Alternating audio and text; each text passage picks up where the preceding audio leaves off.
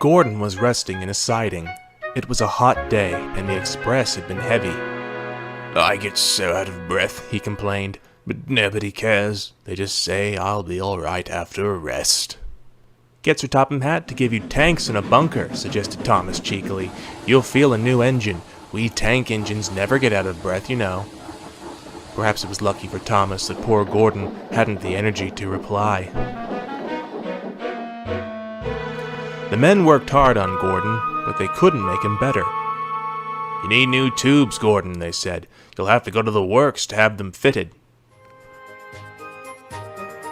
While Gordon was being mended, Henry pulled the express.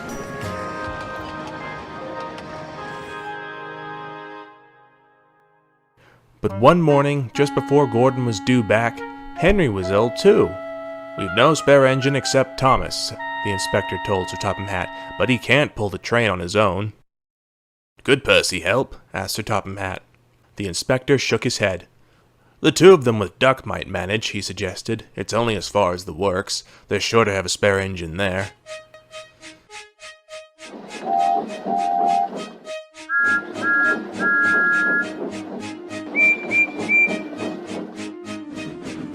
So the three tank engines were coupled together. Thomas nearest the train, Duck in the middle, and Percy at the front.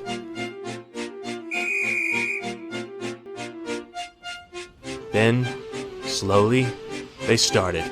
Come on, fussed Percy importantly. We're doing it, puffed Duck. Pull harder, rumbled Thomas to the others. The heavy train drew out of the platform.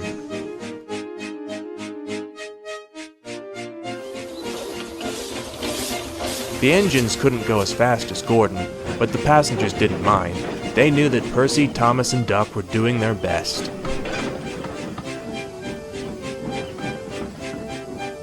Expresses are not like branch line trains. They don't stop at all the stations, and the engines don't have a chance to get their breath back.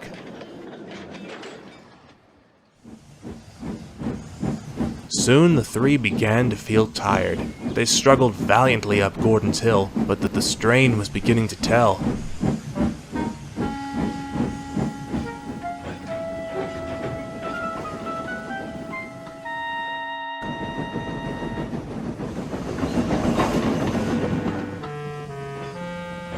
Glad we didn't stick there, thought Thomas.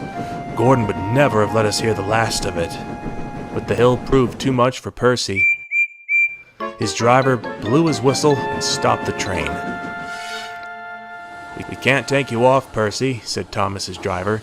"Do the best you can to keep your brakes off. It's not far now." This made things harder for the other two, but they struggled bravely on.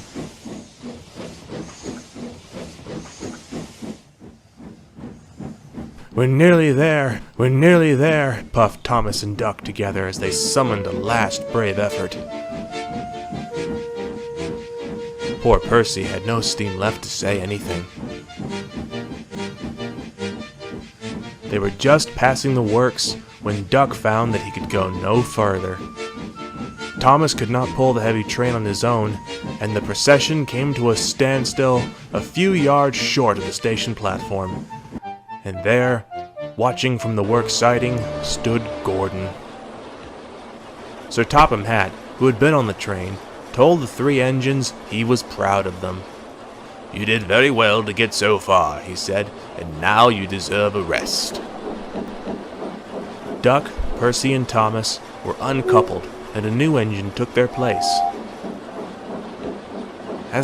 As the tank engines moved wearily away, Gordon looked at Thomas and smiled. Then he took 3 deep breaths and winked. He didn't need to say anything. Thomas knew exactly what he meant.